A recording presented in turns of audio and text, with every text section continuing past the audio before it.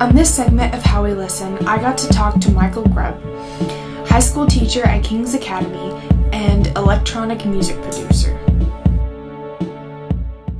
Grubb began by telling us the music that had influenced him growing up. As far as listening to music, well, I remember a lot of Christian music as a kid. My parents, buying me jars of Clay CD for Easter or finding a DC Talk tape in my stocking at Christmas. But it was sort of that mixed with 60s pop that my mom would listen to in the car, Motown, Beach Boys, Beatles, Monkees, stuff like that. And so that's sort of the environment I grew up in.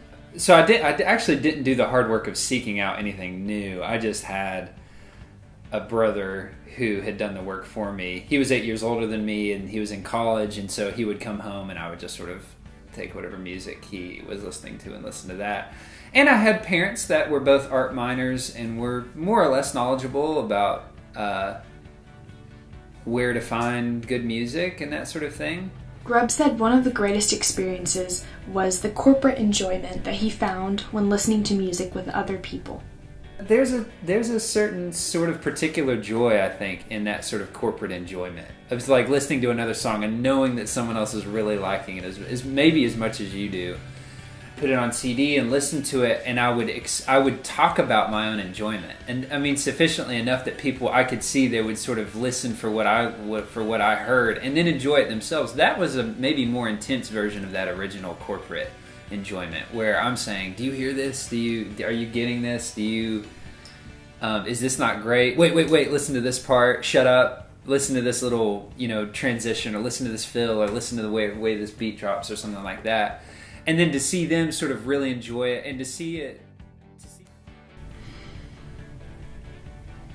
Grubb talked about the impact of technology on listening.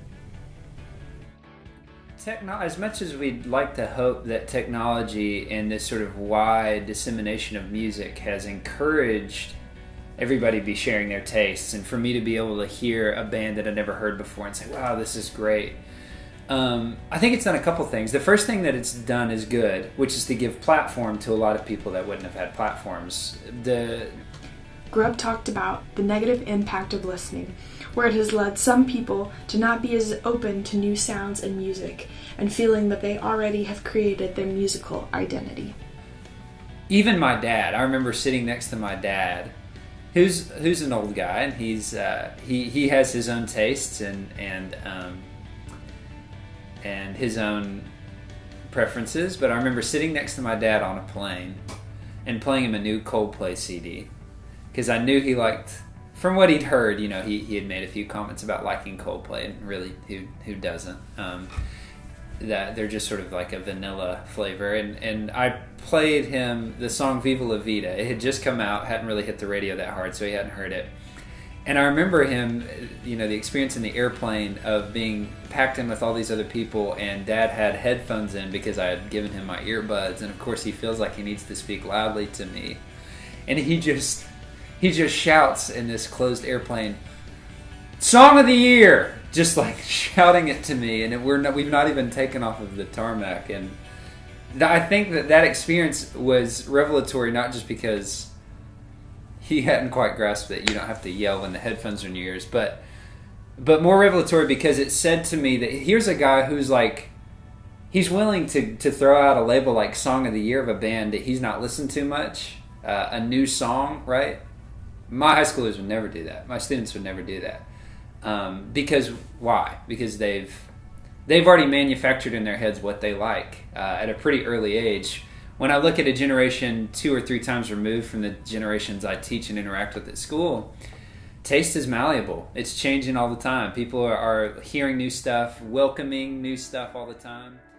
That corporate experience feels a lot harder earned nowadays because so many people are listening to all those different bands and like I say, curating their own tastes from a much earlier age, because everyone has internet access and everyone has Spotify accounts and everyone has SoundCloud accounts, and they can just go on and make playlists of what they want to hear and they don't have to encounter anything they might not like or they might not enjoy. And that risk is too much for them. That risk is too much to say, well, I'm not going to encounter new things because I'm just enjoying what I have. I think that's one of the most delightful things that we still have with music is, oh my gosh, who is this band? Or where did you find this? Or I've got to hear this. So I don't mean to be hopeless. I mean, I think it's a little harder to come by, but it still happens.